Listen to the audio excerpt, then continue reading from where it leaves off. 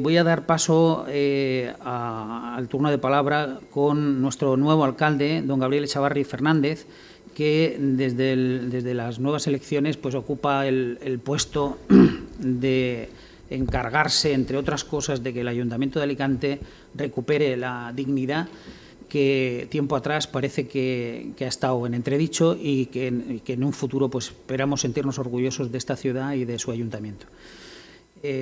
Sin más, os dejo con don Gabriel Echavarri Fernández.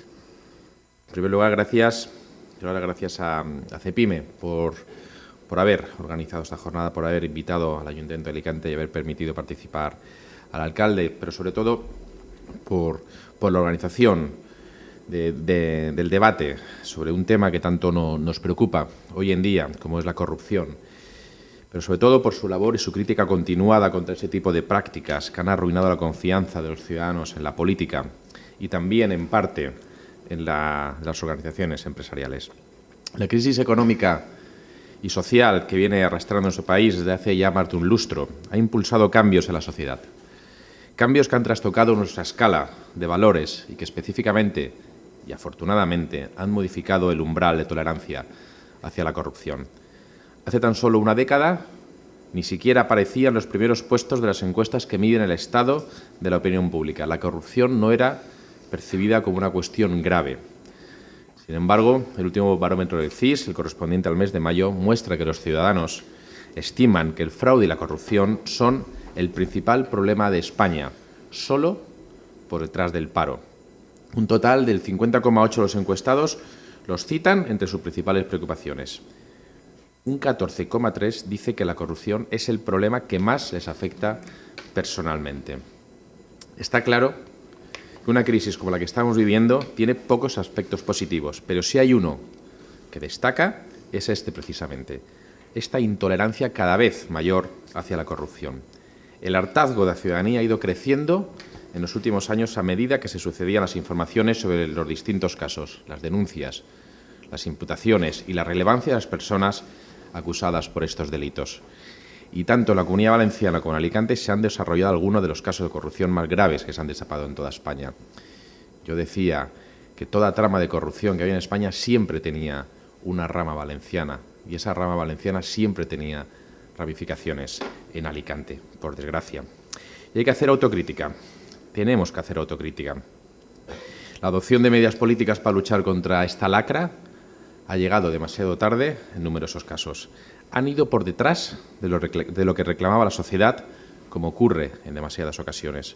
Una cosa es el ritmo de una investigación judicial, que necesariamente, además, habremos de agilizar para que la instrucción de cada caso culmine lo antes posible. Debemos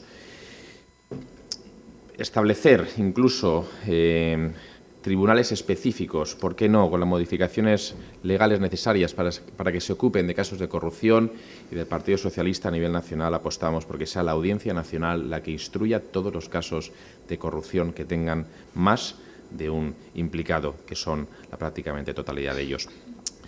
Pero una cosa son las responsabilidades penales, responsabilidades judiciales, y otra cosa bastante necesaria es la obligatoria asunción de responsabilidades políticas de forma inmediata y cuando afecta de forma directa a cargos públicos. Los ritmos judiciales son los que son, pero en la política hay que actuar de forma implacable.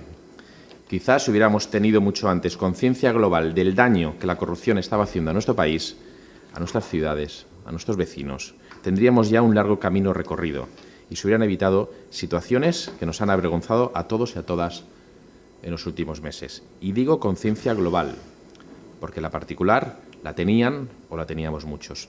Ahora se trata, por un lado, de que se resuelvan judicialmente los casos que se encuentran sub iudice y que todo el peso de la ley caiga sobre aquellos que hayan incurrido en prácticas delictivas.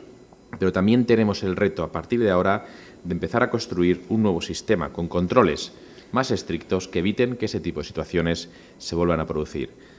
Hay que estar a la altura de las exigencias de la ciudadanía para desplegar un modelo que evite la corrupción, desde la transparencia, la necesaria rendición de cuentas, la apertura de la Administración por todos los cauces y el acceso de la ciudadanía a la información y la participación.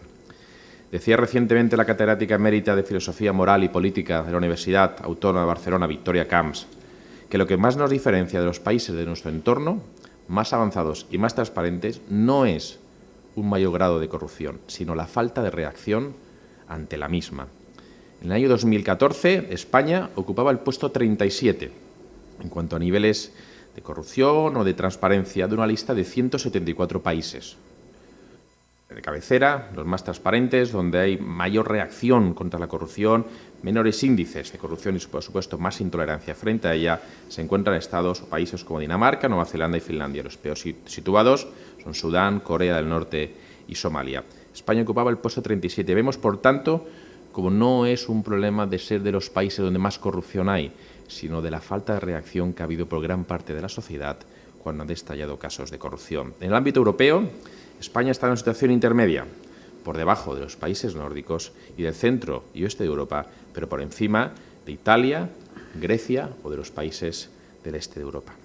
La corrupción es un grave problema para la imagen de un país, un problema para la marca y también un lastre para la economía.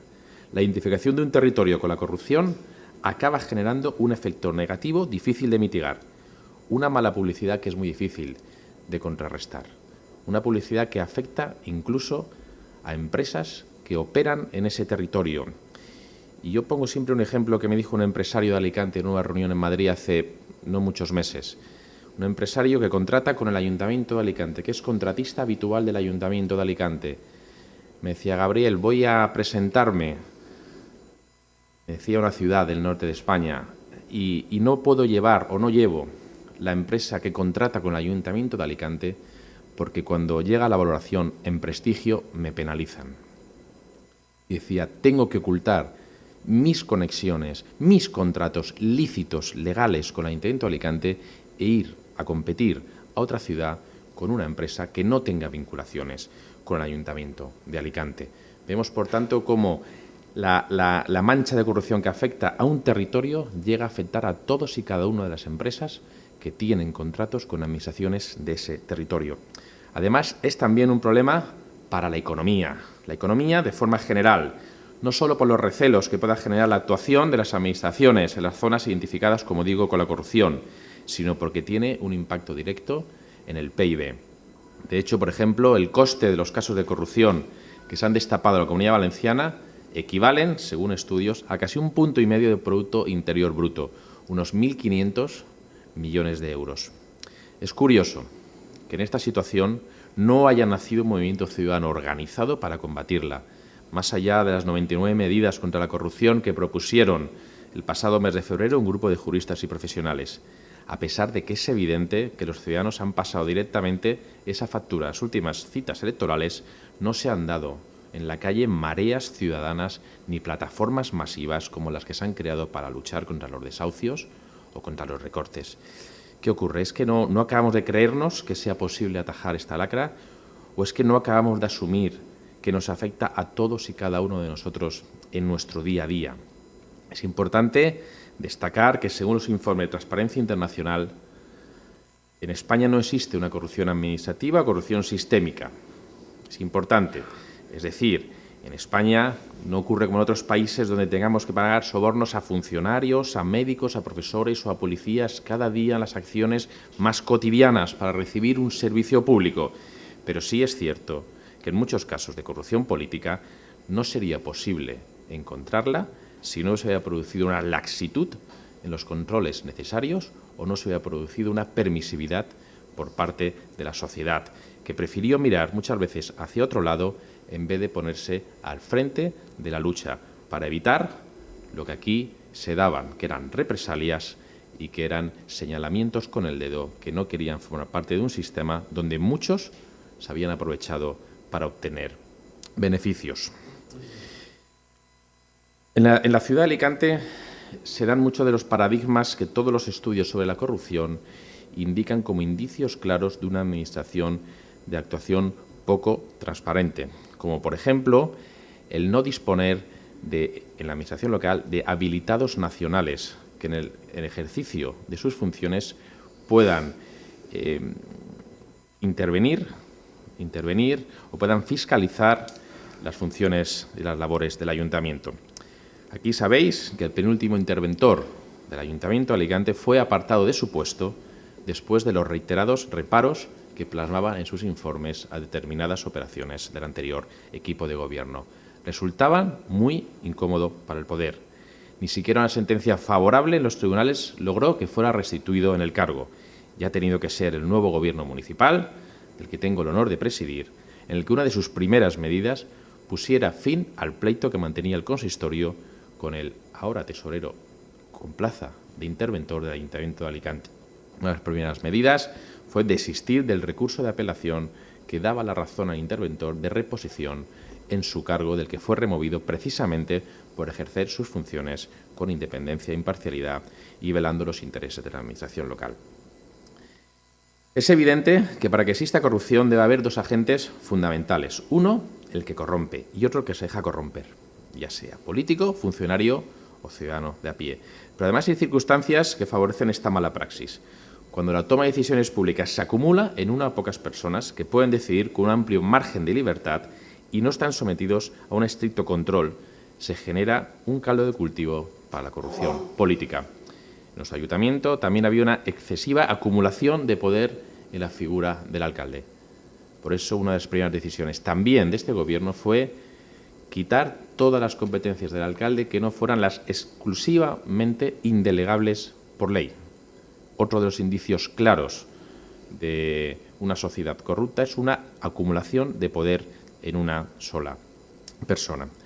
Un estudio de la Comisión Europea señala que los riesgos de la corrupción son más importantes a nivel regional y a nivel local, precisamente porque allí es donde los controles y contrapesos, los equilibrios o las autoridades internas tienden a ser más débiles. Y, por tanto, es ahí donde hay que actuar y mejorar de manera inmediata. También hay determinados sectores que han sido tradicionalmente los que más corrupción han albergado en nuestro país, como el sector urbanístico. Y aquí quiero evitar que se demonice el sector urbanístico, el sector de la construcción. No hay sectores corruptos. Hay personas corruptas que han visto que en determinados sectores era más fácil desarrollar su actividad delictiva por falta de controles o porque el retorno en materia de beneficio era mucho más inmediato que en otras cuestiones. En general, en la administración local también está bajo sospecha o es uno de los grandes focos de corrupción todo lo que es la materia de concursos y contratación pública. En materia de concursos supone una evidente falta de ética y moral y contribuye, la corrupción, digo, en materia de concursos, contribuye al deterioro económico, puesto que no se aprueban los proyectos más adecuados en cada caso. Se llevan a cabo aquellos que suponen costes artificialmente elevados y se imponen trabas legales o políticas que impiden el acceso al mercado a nuevos competidores. Estos se ven perjudicados, al igual que se perjudica el conjunto de la ciudadanía, porque se reduce la competencia y, por lo tanto, la posibilidad de conseguir proyectos económicamente viables y que requieren menos impuestos para financiarlos. Voy a hacer referencia a un caso de Alicante que todos conoceréis, por el que está procesado el antiguo vicealcalde y antiguo responsable de atención urbana, que es el señor don Andrés Llorens. Es el caso de la Plaza Magallanes, donde se inauguró una obra y posteriormente se adjudicó. Los defensores, o la línea defensiva, dicen que el señor Llorens no ha recibido nada a cambio. Yo digo que da lo mismo. Lo que ha acabado es con la libre competencia. En el momento en el que se adjudicó una obra después de haberla hecho, muchas empresas perdieron la oportunidad de hacer esa obra. Nos da lo mismo que haya tenido un beneficio o no haya tenido un beneficio. Ha acabado con la competencia en la ciudad. Y eso es lo grave. Eso es lo grave. Si además luego ha obtenido un beneficio, pues que se le condene además de forma agravada o por otro tipo penal. Pero lo grave es acabar con la confianza de la imparcialidad de la administración local en los concursos públicos. Las decisiones en el ámbito local se toman, en todo ese ámbito de administración, como resultado de un procedimiento administrativo donde existen teóricamente una serie de controles para garantizar la legalidad. Por eso, si se está produciendo corrupción, es evidente que estos controles y las personas encargadas de su aplicación no están resultando eficaces.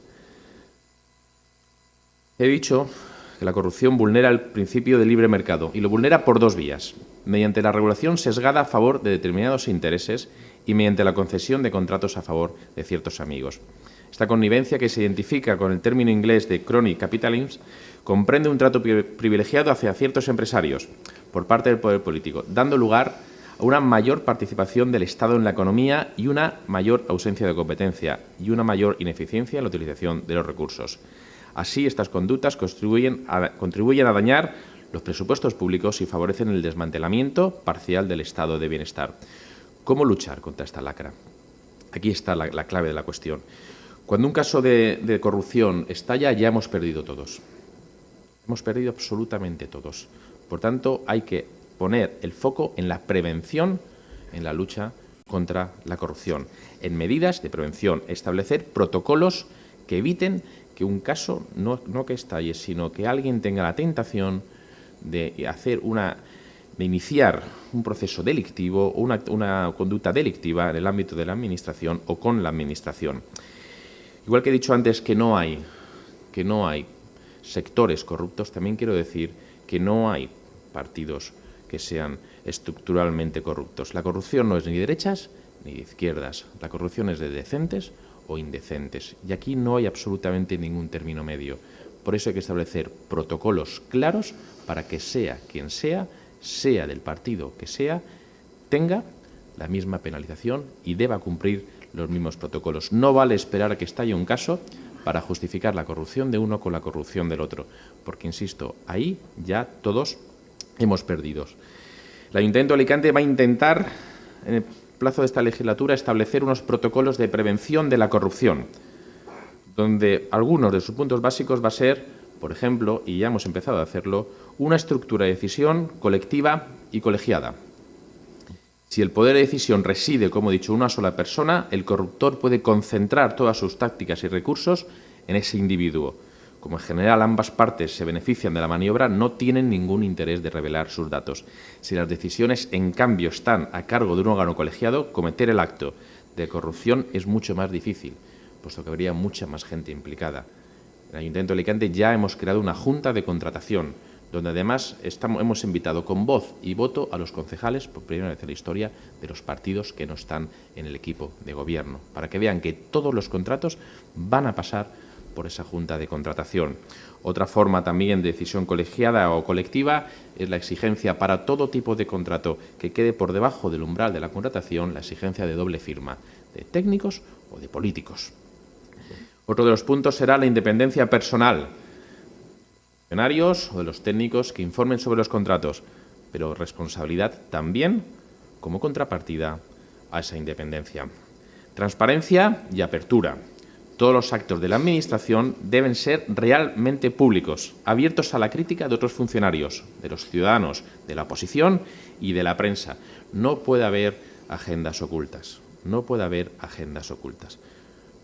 A este equipo de gobierno le han llegado citas de decir, no, queremos vernos, pero no se lo digáis a nadie. Pero mirad, nosotros no somos una organización delictiva, somos el Ayuntamiento de Alicante. Si te quieres reunir, te reúnes y luego daremos una rueda de prensa e informaremos del contenido de la reunión. Y si no, pues no vengas a reunirte con el Ayuntamiento, con el actual Ayuntamiento de Alicante. Otro de los puntos, evidentemente, es justificar públicamente y de forma motivada todas las decisiones. Que la motivación no sea solamente el cumplir un precepto legal y el cumplir una serie de formalismos, sino que haya una justificación que sea revisable ante los juzgados. Evidentemente, la imposición de mayores controles internos y externos de forma obligatoria y en materia de contratación de servicios públicos, en materia de contratación con empresas, vamos a exigir en el plazo de esta legislatura vamos a valorar de forma más positiva o de mejor forma a las empresas que tengan establecidas dentro de su organización sistemas de prevención de delitos, sistemas de responsabilidad social y sistemas de prevención de la corrupción. Cuando explico esto, me dicen, pues mirad, hace 25 años a ninguna empresa se le exigía tener un sistema de prevención de riesgos laborales. Hoy no te puedes presentar a un contrato sin tenerlo.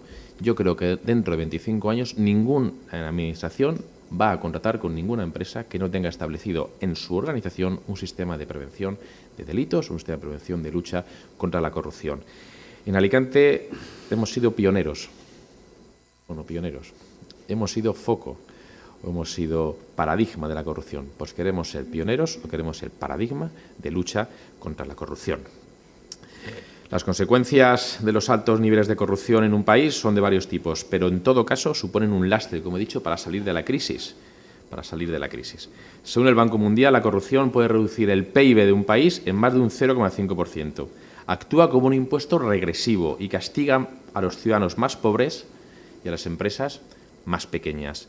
Restringe el acceso de los ciudadanos más vulnerables a los servicios y se la vincula con una menor calidad de los servicios públicos. En España no existe ningún estudio global sobre el coste económico de la corrupción, pero los economistas más prestigiosos consideran que la corrupción añade un 10% al coste total de los negocios porque no gana el mejor contrato, sino el que más soborna, y los costes son desproporcionados. Aunque quizá sea la menos perceptible, sobre todo a corto plazo, la peor de las consecuencias de la corrupción es el deterioro de las instituciones y, por tanto, de la democracia. Aquí coincido plenamente con las palabras del catedrático de Ciencia Política y de la Administración de la Universidad Autónoma de Madrid, Fernando Vallespín, quien apunta que sin una cultura política que tenga la ética como fundamento no puede florecer la democracia. Es necesario interiorizar un conjunto de normas éticas desde la que el individuo sea responsable del sistema. Es necesaria una cultura política que valore la responsabilidad individual y también la necesidad de asumir la responsabilidad de las conductas, tanto en lo privado como en lo público. La política es una actitud cooperativa, cuyo sentido está en buscar, promover y realizar el bien común. Esa actividad requiere tanto de instituciones como de cualidades personales para el logro de tal finalidad. Decía Max Weber que o se vive para la política o se vive de la política.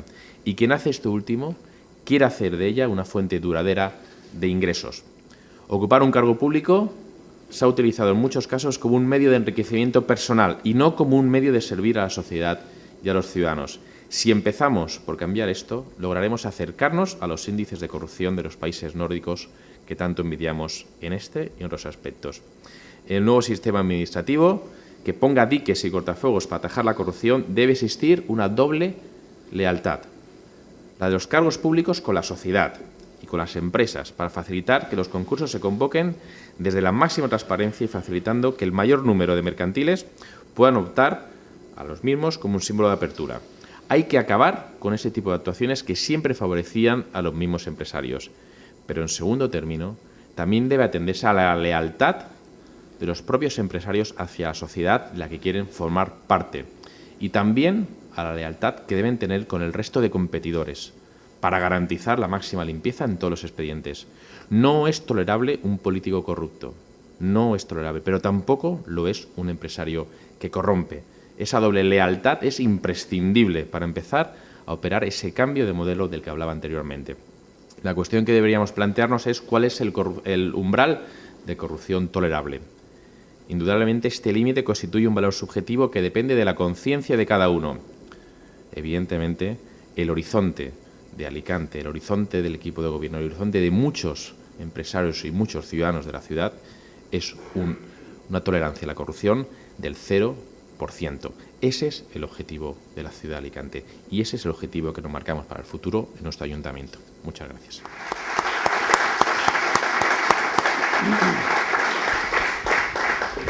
Muchas gracias, alcalde. Sabemos que tienes otras obligaciones con la ciudad y con tu agenda y, por supuesto, pues te disculpamos para que te puedas ausentar.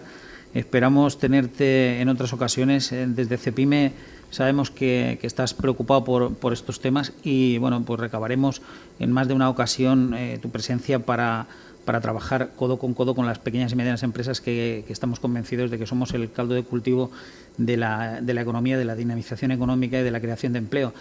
Ayer, con el presidente de la Generalitat, hice especial insistencia. Las grandes empresas siguen en momentos de recesión, no en facturación, que cada vez van facturando más, sino en el tema de la creación de empleo. Todos y cada uno de ellos, aunque no lo quieran reconocer, están contratando menos. En la banca siguen sobrando según sus números, no la cuenta de resultados, sino según los números que ellos arrojan, les sobran del orden de 40.000 empleados. Estamos hablando de que todas estas empresas, convertidas ya muchas de ellas en oligopolios, son máquinas de destruir empleo. La verdadera potencia de la dinamización económica, de la economía sostenible y de la creación de empleo reside en las pequeñas y medianas empresas Y lo único que pedimos, nosotros, como ya te he dicho en otras ocasiones, no queremos dinero de subvenciones ni queremos ese tipo de cosas. Lo que queremos es un marco, un entorno que no sea agresivo, que nos permita la igualdad de competencia, que no esté diseñado expresamente para que la contratación sea solamente para grandes empresas y que las pequeñas y medianas empresas no sean las primeras que caen simplemente porque son las más desprotegidas y porque el sistema directamente las tritura. Eso es lo que estaremos y seremos pesados pidiéndote, pero bueno, al mismo tiempo te agradecemos estos primeros gestos que puedes dar de adaptarte a las nuevas necesidades y en especial este compromiso de ir adecuando poco a poco a la implantación de medidas que dentro de la administración pública puedan suponer una mejora en la transparencia y en la lucha contra la corrupción. Creo que esto en estos momentos es un valor añadido importante que le das al Ayuntamiento de Alicante, por lo tanto a nuestra ciudad, y te animamos a que contagies positivamente al resto de tus colegas alcaldes de toda la provincia de Alicante para que este tema cunda como ejemplo en toda nuestra geografía provincial e incluso autonómica. Y sin más, pues muchas gracias por la intervención y quedamos emplazados para vernos más a menudo.